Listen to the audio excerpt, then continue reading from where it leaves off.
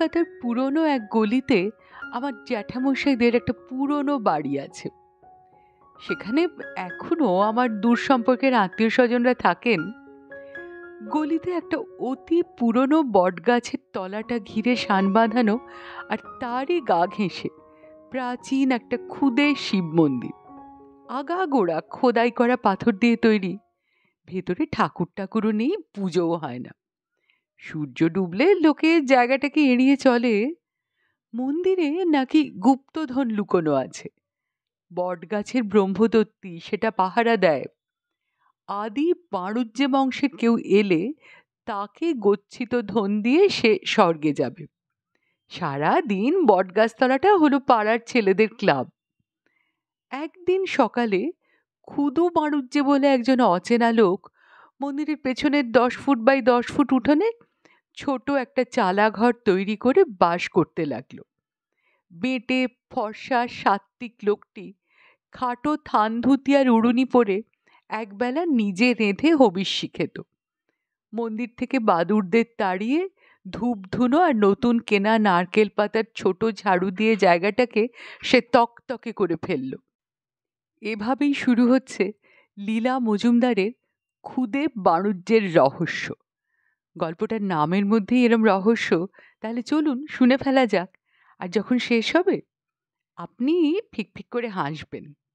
শুরু করছি। মন্দির থেকে বাদুড়দের তাড়িয়ে ধূপ ধুনো আর নতুন কেনা নারকেল পাতার ছোট ঝাড়ু দিয়ে জায়গাটাকে ক্ষুদু বাণুজ্যে তকতকে করে ফেলল। পাড়ার ছেলেদের ক্লাবের সদস্যদের মুখে তার প্রশংসা ধরে না, আর বড়রা তেমনি ওর ওপর হাড়ে চটা। কি মতলবে কোথা থেকে এসে ছেলে বকাচ্ছে? নিঃস্ব নিরবলম্বন যদি হয় তাহলে ও চলে কি করে? আসলে গুপ্তধনের সন্ধানে এসেছে। দুঃসময়ে সেই গুপ্তধন পাড়ার একটা অবলম্বন হতে পারে, তা সইবে কেন? ব্রহ্মদত্তির পর্যন্ত তোয়াক্কা রাখে না, এমনি পাজি। এখন ছেলেগুলোকে খেপিয়ে দিয়েছে, হয়তো ব্রহ্মদত্তিকেও হাত করেছে। অতুল দাদা এই নিয়ে খুব রাগ মাগ করছিলেন আমাদের জ্যাঠাদের বাড়িতে এসে। বখামি ছেড়ে পাড়ার ছেলেগুলো এখন বিজ্ঞান ধরেছে, নাকি বড় বড় সব বিজ্ঞানী হবে। জেসি বোস, পিসি রায় এগুলিতে কিলবিল করবে। দেখো হাসছ কি? কপালে দুঃখ আছে। অতুল দাদা চলে গেলে পর সেদিন আমার চুনি জ্যাঠাইমার মেয়ে টেপি তার 14 বছরের নাতির কান ধরে বলেছিল, এই খুলে বল হতভাগা, যারা কোনো বিষয়ে 36-এর বেশি নম্বর পায় না তাদের হঠাৎ বিজ্ঞানী হবার শখ কিসে হলো? হ্যাঁ, ওই রাস্কেলটার প্রতি এত ভক্তি কেন? ভূতো বলল, উনি গল্প বলেন যে। ঘর শুদ্ধ সকলে হেসে উঠতে ভূতো পালালো। পরে আমি ওকে জিজ্ঞেস করলাম, এই উনি কি করেন রে? ভূতো ভয়ে ভয়ে এদিক ওদিক তাকিয়ে ফিসফিস করে বলল, বলা বারণ যে। এক মুঠো চকোলেট বের করে বললাম, আরে আমাকে বলতে দোষ নেই, আমি তো গল্প লিখি। উনি কে বল না? ভূতো বলল, তুমি দেখেও বুঝতে পারোনি? উনি একজন বিখ্যাত মহাকাশ বিজ্ঞানী, ছদ্মবেশে গোপন তদন্ত করছেন। জানাজানি হলে শুধু ভিনদেশীরা কেন, ভিন গ্রহীরা ধরে নিয়ে যাবে। তাছাড়া উনি একটা যুগান্তকারী কাজ করে এসেছেন। এখন কিছুদিন গা ঢাকা দেওয়া দরকার, নাহলে যদি ওনাকে নোবেল পুরস্কার দিয়ে দেয়। আমি বললাম, আহা বল না কি যুগান্তকারী কাজ রে? তোদের 5 জনকে যখন বলেছেন তখন আমাকে বলতে কি দোষ বল? আমি তোর বুড়োদের বলতে যাচ্ছি না, বড় জোর গল্পে ঢুকিয়ে দেব। কেউ কিছু বললে বলবো বানিয়ে লিখেছি। এই কথা শুনে ভূতো এক অদ্ভুত গল্প বলল। ও বাড়িতে নয়, আমাদের বাড়িতে নিরাপদে বসে। সে গল্প যার তার বানিয়ে বলা সম্ভব নয়, ভূতোর পক্ষে তো নয়ই। এখন কে না জানে যে ভারতের বৈজ্ঞানিক অগ্রগতি যতখানি হয়েছে তার সবটা প্রকাশ করলে পৃথিবীর বাকি দেশগুলো হিংসের চোটে একজোট হয়ে আমাদের ঘাড়ে ঝাঁপিয়ে পড়বে। এই হলো ক্ষুদু বাণুজ্যের মত। নাকি হিংসের যথেষ্ট কারণও আছে। এই মহাকাশের একটা বিশেষ জায়গায়, ওনার কথায় মনে হয় মাউন্ট এভারেস্টের বা K2 চূড়োর অনেক অনেক ওপরের মহাকাশে আমাদের একটা স্বয়ংক্রিয় মহাকাশ ঘাঁটি ভাসানো আছে। আর সে খবর কেউ জানে না। ওই ক্ষুদু বাণিজ্যের পরিকল্পনা মতোই সেটা তৈরি। যে কারখানায় তৈরি, সেখানে যারা কাজ করে সবাই যন্ত্র মানুষ, কিন্তু দেখতে অবিকল মানুষের মতো। তারা ফোম রাবারের তৈরি, দেখতে মানুষের মতো হলেও কাজে শত গুণে ভালো। কারণ তাদের যান্ত্রিক মগজে ক্ষুদু যেসব নির্ভুল তথ্য আর হাত পা পরিচালনার কৌশল পুরে দিয়েছেন, তাতে মাত্র একটা জিনিসই তারা করতে পারে না, এবং সেটি হলো ভুল করা। ক্ষুদু ছাড়া কেউ তাদের শনাক্তও করতে পারবে না, কারণ তাদের শরীরের এক একটা টুকরো এক একটা কারখানায় তৈরি, গোপন জায়গায় জড়ো হয়েছে। তারা খায় দেয় না, মাইনে নেয় না, দাবিও করে না। এমন কর্মী হয় না। গায়ে পিন ফুটলেও কিছু বলে না। তবে মাঝে মাঝে বিশ্বাসী বিজ্ঞানীরা গিয়ে কিছু সার্ভিসিং করে আসেন। তাদের জন্য ওইখানে বিছানাপত্র, কাপড় চোপড়, খাবার দাবার সব মজুদ থাকে, যাতে মিনি রকেটে চেপে কোনো জায়গা থেকে দরকার হলে একাই কোনো বিজ্ঞানী যেতে পারেন। সবই ভালোভাবে চলছিল, কিন্তু তারপর হঠাৎ দেখা গেল ভাঁড়ারে খাবারগুলো উধাও হয়ে যাচ্ছে। সকলের চক্ষু স্থির। তবে কি ভারতের কোনো শত্রু এসে সব দেখে শিখে খাবার খেয়ে চলে যাচ্ছে? খুদু বলেছিলেন যে তাহলে এই বিপদের শেষ কোথায় হবে? ওই খাবারের চাট মশলার স্বাদ যে পাবে, তাকে তো বারে বারে ফিরে আসতে হবে। তখন ডাক খুদু বাণিজ্যকে। এই অবধি বলে ভূত মুখে একটা চকোলেট পুড়তে যাচ্ছিল। আমি সেটাকে কেড়ে নিয়ে বললাম, এই আগে সবটা খুলে বল। মিনি রকেটে চেপে খুদু একাই গেলেন বোধহয়। গিয়ে বোধহয় দেখলেন মার্কিন কি জাপানি কি রুশ বোমারুরা চাট মশলা দিয়ে টিফিন খাচ্ছে, আর তখন স্প্রে করে সবকটাকে অজ্ঞান করে ঝুপঝুপ করে বাইরে ফেলে দিয়ে মহাকাশ ঘাঁটির দরজায় দুর্ভেদ্য তালা লাগিয়ে উনি চলে এলেন। আর তারাই উদ্ধার হওয়ার আগে হিমালয় ঘুরে বেরিয়েছিল, আর দুঃসাহসিক অভিযাত্রীরা তাদের পায়ের ছাপ দেখে ফটো তুলে কাগজে ছেপে দিয়ে লিখেছিল, ইয়ে তিত পায়ের ছাপ। তাদের অস্তিত্বের বাস্তব প্রমাণ পেয়েছিল। এসব বলেছেন তো তোদের? ভূত এতক্ষণ কিচ্ছু বলেনি, কারণ চকোলেটটা মুখে ছিল। এবার শেষটুকু চেটে ফেলে বলল, না না, তা নয়, তুমি বুঝবে কিনা জানি না, তবে শোনো, খুদু বলেছেন বিশেষ বিশেষ অবস্থায় বিশেষ উপকরণ পেলে আপনা থেকেই বুদ্ধি গজাতে পারে, মগজ না থাকলে ক্ষতি নেই। ওনার উদ্ভাবিত এসব উঁচু দরের যন্ত্র মানুষদের মগজের বদলে যেসব সূক্ষ্ম যন্ত্রতন্ত্র ছিল, সেগুলো বোধহয় নিজে নিজেই চলতে শুরু দিয়েছিল।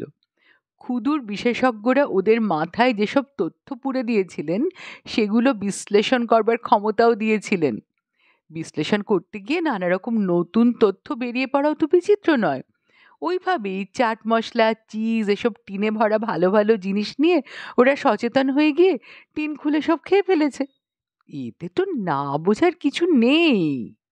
আমি অবাক হয়ে বললাম, ব্যাস, ওইভাবে ছেড়ে চলে এলেন? এরপর যে ওরা চাই কি ওই মহাকাশ ঘাঁটিটাকেও খেয়ে ফেলতে পারে, সেটা ভাবলেন না? ভূতুর দেখলাম অনেক উন্নতি হয়েছে। কাষ্ঠ হেসে সে বলল, পাগল হয়েছে? তাই আসে কেউ মুন্ডুর একটা বিশেষ জায়গায় একটা করে ছোট্ট সোনালি রাস্ট প্রুফ স্ক্রু এঁটে সব চালাকির আর খাবার দাবার নিধনের পথ বন্ধ করে দিয়ে এসেছেন তো। ভূতোর মুখে এত বৈজ্ঞানিক ধরনের কথা শুনে ক্ষুদুর প্রতি আমার ভারী শ্রদ্ধা হলো। বললাম, হুম, তা এখানে কেন? বলে আরেক মুঠো চকোলেট বের করলাম। ভূতোর ঢোক গিলে বলল, উনি বলেন যে এই গোটা পৃথিবীর এই গলির এই বটতলার মন্দিরটা ওই স্থানীয় ব্রহ্মদত্তির আশীর্বাদে পৃথিবীর মধ্যে একমাত্র নিরাপদ আর নিরিবিলি স্থান। এখানেই তো উনি কিছু গবেষণা করছেন। ভূতোর মুখে এতগুলো বিশুদ্ধ বাংলা কথা শুনে আমি এমনি ঘাবড়ে গেছিলাম যে ও সেই সুযোগে আমার হাত থেকে বাকি চকোলেটগুলো নিয়ে উধাও হয়েছিল। এরপর অনেক দিন যাইনি জ্যাঠাদের বাড়িতে। হঠাৎ একদিন অতুল দাদা এসে কথায় কথায় বললেন, এই আমাদের পাড়ার চাঞ্চল্যকর সব ব্যাপার শোন। ওই ল্যান্ডমার্ক বটগাছটা, ওটা না কেমন শুকিয়ে যাচ্ছে জানিস। কমসে কম ওর 200 বছর বয়স হবে। দেয়াল থেকে একটা পাথর খসে গেছে, ওই পাথরটা খসে যাওয়াতে মন্দিরটাও কেমন নড়বড়ে হয়ে যাচ্ছে। তো হ্যাঁ, আমাদের জামাই ও আর্কিওলজিক্যাল ডিপার্টমেন্টে কাজ করে, তো ও বলেছে ওটার ঐতিহাসিক মূল্য আছে, মেরামত করে রক্ষা করবার ব্যবস্থা করা শক্ত হবে না। আর পাড়ার ছেলেপুলেগুলোও তেমনি। পাথরটাকে কে কোথায় ফেলেছে খুঁজেই পাওয়া যাচ্ছে না। ও হ্যাঁ, এই জানিস তো, ওই ক্ষুদু মানুষ যেও পাতাড়ি গুটিয়ে রাতারাতি উধাও। আর সবচেয়ে যুগান্তকারী ঘটনা হলো, পাড়ার সব কটা ছেলে বুঝলি পড়ায় মন দিয়েছে, ইনক্লুডিং আমাদের ভূত। এই বলে অতুল দাদা উঠে পড়লেন। আমি তো আঁকু-পাঁকু করতে থাকলাম। কবে ভূত আসবে আর চকোলেটের বদলে গোপন রহস্য ফাঁস করবে। অবশ্য এলো বেশ কিছুদিন পরে। শুনলাম নাকি ক্লাস টেস্ট হচ্ছিল। হ্যাঁ রে, তা কত পেলি তুই? নাকি 80% পেয়েছি আমি। শুনে তো আমি পড়ে যাই আর কি। বলিস কি রে? এই সব কথা খুলে বল। এই বলে চকোলেটের ঠোঙাটাই ওর হাতে ধরিয়ে দিলাম।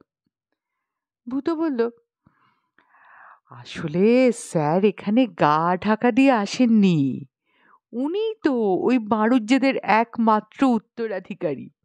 ওনার পূর্বপুরুষরাই তো ওই মন্দিরটা প্রতিষ্ঠা করেছিলেন। পুরনো কাগজপত্র ঘেঁটে স্যার জেনেছিলেন যে গুপ্তধন আছে ঠিকই, কিন্তু মন্দিরের কোনো গুপ্ত কুঠুরিতে লুকোনো নেই। মন্দিরের গায়ের কোনো একটা অংশ নাকি খাঁটি সোনা দিয়ে তৈরি, আর বংশধরদের মধ্যে যে সেটা খুঁজে পাবে সোনা তারই। তাই চাকরি বাকরির চেষ্টা না করে বৈজ্ঞানিক গবেষণা করে স্যার সর্বশান্ত হয়েও ওনার শেষ সার্থক উদ্ভাবনটি হাতে নিয়ে মন্দিরে একবার চেষ্টা করতে এসেছিলেন। আমার তো খুব কৌতূহল হলো। জিজ্ঞেস করলাম, কি রে, কি উদ্ভাবন? ভূত বলল, এই রিস্ট ওয়াচের মতো ছোট্ট একটা যন্ত্র জানো, সোনার জিনিসের কাছে এলে কটকট কটকট শব্দ করে। যেমন কোনো কিছু তেজস্ক্রিয় জিনিস ধরা পড়ে গাইগার যন্ত্রে, ঠিক সেরকম। আর ওটাকে আমি দেখেছি করলো কটকট, কিন্তু ভেতরে জিনিস বের করতে সাহায্যের দরকার হলো। শেষটা ছেনি হাতুড়ি নিয়ে স্যার আর আমি একদিন দুপুরে মন্দিরের দরজা বন্ধ করে সেই কটকট করছিল যে জায়গাটা, সেখানটার পাথরটা বের করে দেখি খাঁটি সোনার একটা বাঁট, আর তার উপরে একটা পাথরের গালা দিয়ে জোড়া। উপর থেকে ওই জন্য মালুম দিচ্ছিল না। স্যার সেটাকে থলিতে পুরে আমাকে এক শিশি ওষুধ দিয়ে বলেছিলেন যে বন্ধুদের সবাইকে এক ফোঁটা করে খাইয়ে দিলেই সকলের বুদ্ধি খুলে যাবে। সেই ওষুধ খেয়েই তো আমরা পড়াশোনা করছি। জানো তো, ওই যে যে ওষুধটা খেয়েছি ওটাও না স্যারেরই উদ্ভাবন। আমি বললাম, এই আর আছে হ্যাঁ, নাকি দিবি? আরে কোত্থেকে থাকবে, শেষের কজন তো কিছু শিশি ধোয়া জল দিতে হয়েছিল, তবু জানো তারাও পড়াশোনা করছে। এই বলে ভূত বাড়ি চলে গেল। আর গল্পটাও এখানে শেষ হলো। খুব শিগগিরই আসছি নতুন গল্প নিয়ে। আপনার কিরকম লাগলো সেটা যদি কমেন্ট বক্সে জানান, আমাদের ভালো লাগবে। আর প্রত্যেকবারের মধ্যেই মনে করিয়ে দিচ্ছি ভিডিওটা লাইক করার কথা আর চ্যানেলে সাবস্ক্রাইব করবার কথা। ধন্যবাদ।